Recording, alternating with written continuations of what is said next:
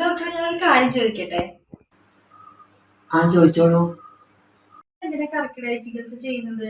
ഇപ്പൊ ഈ ക്ലിനിക്കിൽ വന്നിട്ട് മാത്രമേ ചെയ്യാൻ പറ്റുള്ളൂ, വീട്ടിലിരുന്നോണ്ട് ചെയ്യാൻ പറ്റുമോ? അപ്പൊ കർക്കിടകത്തിന് എന്തിനാണ് നമ്മൾ ആയുർവേദ ചികിത്സ ചെയ്യുന്നത്? അതല്ലേ സംശയം വന്നത്? നമുക്കറിയാലോ, നമുക്ക് പല ഋതുക്കളുണ്ട് അല്ലേ? സീസൺസ്. നമുക്കിപ്പോ വർഷകാലമുണ്ട്, ഉഷ്ണകാലമുണ്ട് അല്ലേ?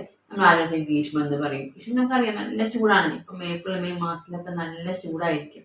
അത് കഴിഞ്ഞ് ജൂണൊക്കെ ആകുമ്പോൾ കുറേശ്ശെ ഇങ്ങനെ മഴകൾ തുടങ്ങും. ഒരു ജൂലൈ പകുതി തൊട്ട് ഒരു ഓഗസ്റ്റ് പകുതി വരെ, അതാണ് ശരിക്കും നമ്മുടെ കർക്കിടക മാസം. അപ്പൊ നമുക്ക് പഞ്ഞമാസം എന്നൊക്കെ പറയാം കർക്കിടകത്തിന് അല്ലെ? ഇതാണ് കർക്കിടക മാസം. ഈ കർക്കിടക മാസത്തിൽ ഉണ്ടാകുന്ന പ്രത്യേകത എന്താ? നല്ല മഴയായിരിക്കും അല്ലെ? ഏറ്റവും മഴയായിരിക്കും കർക്കിടകത്തിന് ഉണ്ടാവാറ്. പക്ഷെ അപ്പൊ നമ്മുടെ ശരീരത്തിന് പെട്ടെന്ന് ചൂട് നിന്നേ പെട്ടെന്ന് നമ്മൾ തണുപ്പിലേക്ക് വന്നു, പെട്ടെന്ന് കാലാവസ്ഥ മാറുകയാണ്. അപ്പൊ നമ്മുടെ ശരീരത്തില് ലളിതമായി പറയുകയാണെങ്കിൽ ദോഷങ്ങൾക്ക് ഒരു അസന്തുലിതാവസ്ഥ വരും.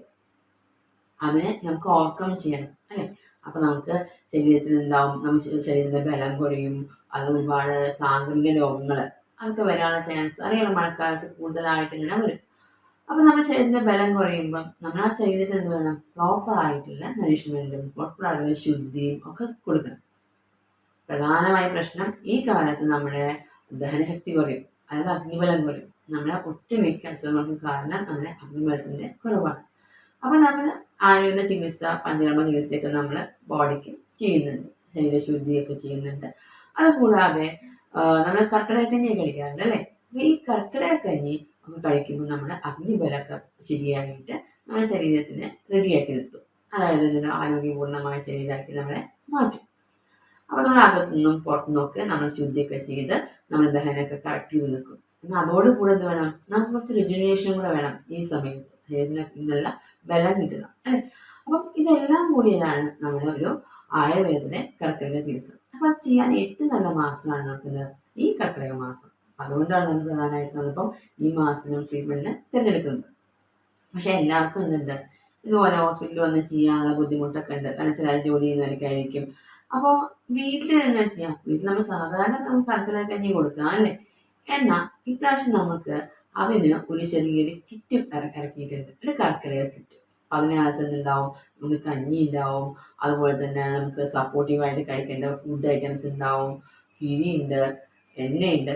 അപ്പോൾ ഇതൊക്കെ എങ്ങനെ യൂസ് ചെയ്യാന്ന് അറിയണ്ടേ? അപ്പോൾ അതോടുകൂടി നമ്മൾ ഒരു കൺസൾട്ടേഷൻ നമ്മൾ അതോട് കൂടിയിട്ട് പ്രൊവൈഡ് ചെയ്യുന്നുണ്ട്.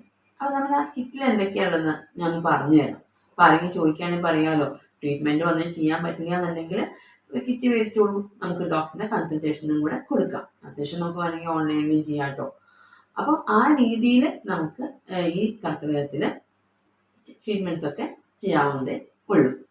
അപ്പോൾ നമുക്ക് കിറ്റിനെ കുറിച്ച് ഞാൻ ഒന്ന് പറഞ്ഞുതരാം, ഒന്ന് ശ്രദ്ധിച്ചോളൂ കേട്ടോ. അപ്പം ഇതാണ് നമ്മുടെ കിറ്റ് വരുന്നത്. ഈ കിറ്റിനകത്ത് നമുക്കിതാ നമ്മുടെ പ്രധാനമായിട്ട് വരുന്ന കർക്കിടകക്കഞ്ഞി അല്ലേ? നമുക്ക് 7 ദിവസം കഴിക്കാവുന്ന ഒരു കർക്കിടകക്കഞ്ഞിയുടെ പാക്കറ്റ് ഉണ്ട്. പിന്നെ നമുക്ക് അതിനോടനുബന്ധിച്ച് ഒന്നും കൂടെ ഡൈജഷൻ കറക്റ്റ് ചെയ്യാനുള്ള സ്വാസ്ഥ്യ മില്ലറ്റ് കഞ്ഞിയുണ്ട്.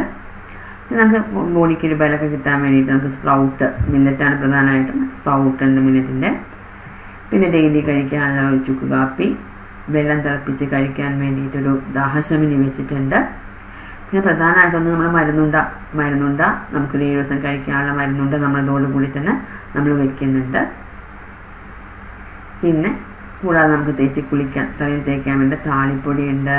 പിന്നെ കുളിക്കാനുള്ള വെള്ളം തിളപ്പിക്കാൻ നാൽപ്പാമലപ്പൊടിയുണ്ട്. ഇത് നമ്മൾ ദശപുഷ്പം സോപ്പാണ്. പിന്നെ ശരീരത്തിൽ തേക്കാനുള്ള ഓയിൽ, കിഴിയൊക്കെ വയ്ക്കുകയാണെങ്കിൽ ഓയിൽ തേക്കാം. ഇതാണ് നമ്മുടെ കിഴി. ഇത് നമുക്ക് വീട്ടിൽ തന്നെ കുത്താം. നമുക്ക് എങ്ങനെ ചെയ്യാമെന്ന് നമ്മൾ കൃത്യമായിട്ട് തന്നെ പറഞ്ഞു തരാം എങ്ങനെയാണ്. പിന്നെ ഇത് രാസനാദിപ്പൊടിയാണ് കേട്ടോ. ഇത്രയും സാധനങ്ങളാണ് നമ്മുടെ കിറ്റിലുള്ളത്. അപ്പോൾ ഇത് വെറുതെ അങ്ങനെ യൂസ് ചെയ്യല്ല, ഇത് നമ്മൾ തന്നു കഴിഞ്ഞാൽ നമുക്കൊരു ഓൺലൈൻ കൺസൾട്ടേഷൻ അറേഞ്ച് ചെയ്യാം. അപ്പോൾ അതുവഴി നമുക്കിത് എങ്ങനെയാണ് ചെയ്യേണ്ടതെന്ന് പറഞ്ഞു തരാം. അപ്പോൾ നോക്കിയോ, കിറ്റിൽ എന്തൊക്കെയാണ് മനസ്സിലായില്ലേ? പിന്നെ ആരെങ്കിലും ചോദിക്കുകയാണെങ്കിൽ പറഞ്ഞോളൂ, ഇതിൽ എന്തൊക്കെ ഉണ്ട്, ഇതിൽ ഡീറ്റെയിൽസ് ഒക്കെ അറിയണമെന്നുണ്ടെങ്കിൽ കാര്യം ചെയ്തോളൂ. നമുക്ക് നമ്പർ താഴെ കൊടുക്കാം. അപ്പോൾ ആ നമ്പറിൽ, താഴെ കൊടുക്കുന്ന നമ്പറിൽ വിളിക്കുകയാണെങ്കിൽ നമ്മൾ ഡീറ്റെയിൽസ് ഒക്കെ പറഞ്ഞ് കൃത്യമായിട്ട് പറഞ്ഞു തരുന്നതായിരിക്കും കേട്ടോ. അപ്പോൾ ഇത് എല്ലായിടത്തും പറഞ്ഞോളൂ കേട്ടോ.